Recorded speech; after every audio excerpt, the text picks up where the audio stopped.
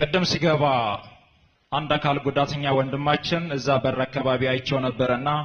ወንበር አግኝቶ ይሁን እዚህ ውስጥ ወንበር አለ የኔ አባት ያ ቦታ ላንተ አይመጥንህምና በኔ ቦታ ላይ በክብር ቁጭ በል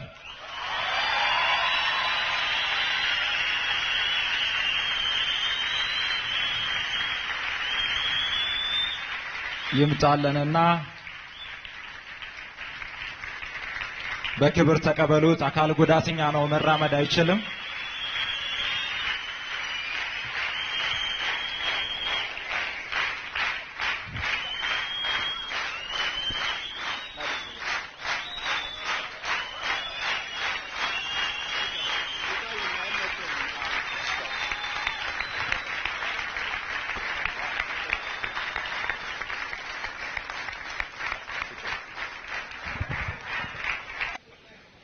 ይቅርታ